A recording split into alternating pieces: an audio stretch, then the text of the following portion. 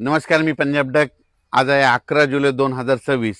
आजपासूनचा महाराष्ट्रातील शेतकऱ्याला एक अंदाज देणार आहे. राज्यातलं परिस्थिती बघितल्याच्या नंतर आपण म्हटलं होतं ना, राज्यात 10 तारखेच्या नंतर 11 पासून चांगलं सूर्यदर्शन होईल. तर 11 तारखेला चांगलं राज्यात सूर्यदर्शन झालं आणि वारं देखील सुटलेलं आहे. मग राज्यात आता पाऊस कधी येणार आहे, तर खास करून आज मुद्दाम म्हणून त्याच्यासाठी अंदाज देणार आहे.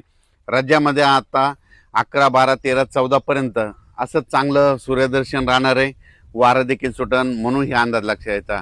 त्याच्यानंतर 15 तारखेच्या नंतर 16 तारखेपासून राज्यात थोडाफार पावसाला सुरुवात होणार आहे. म्हणजे तुरळक ठिकाणी 16च्या नंतर म्हणजे 16 जुलैपासून 16, 17, 18, 19च्या दरम्यान राज्यामध्ये तुरळक ठिकाणी विखुरलेल्या स्वरूपाचा भाग बदलत पावसाला सुरुवात होणार आहे. म्हणून हे अंदाज लक्षात यायचा. तो पाऊस सर्वदूर पडणार नाही. फक्त काय झालेलं आहे, हे 4 दिवस जे पाऊस थांबन म्हणजे 14, 15 तारखेपर्यंत, ते 16 तारखेला मात्र परत सुरू होणार आहे. म्हणून हा अंदाज लक्षात यायचा. त्याच्यानंतर पुन्हा काय परिस्थिती राहणार आहे, तर त्यानंतर काय परिस्थिती राहणार आहे, त्याच्यानंतर राज्यातल्या सर्व शेतकऱ्याला सांगू इच्छितो की राज्यामध्ये 21 जुलैपासून ते 5 ऑगस्टपर्यंत म्हणजे चांगला जोराचा पाऊस पडणार आहे. मग ते दररोज वेगवेगळ्या भागात पडणार आहे. मग 21 जुलैच्या नंतर सगळ्यात जास्त जसं मुंबईला पाऊस पडला ना, आता मुंबई, पुणे, नाशिक, आता नंबर आहे विदर्भाचा. आता 14 जिल्ह्याचा नंबर आहे. मग तुम्हाला सांगू इच्छितो 21 जुलै ते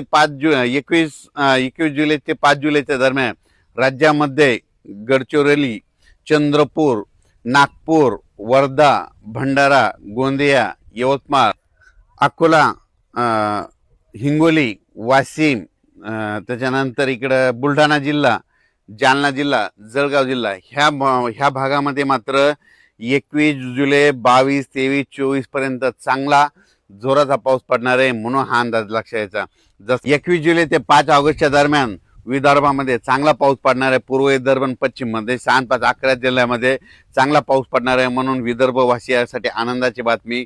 म्हणून विदर्भातल्या शेतकऱ्यांनी 20 तारखेपर्यंत तुम्ही तुमची शेतीचे कामे करून घ्यायचे, कारण की 21 तारखेच्या नंतर चांगला जोराचा पाऊस तुमच्या भागात येणार आहे. म्हणून हा अंदाज लक्षात यायचा.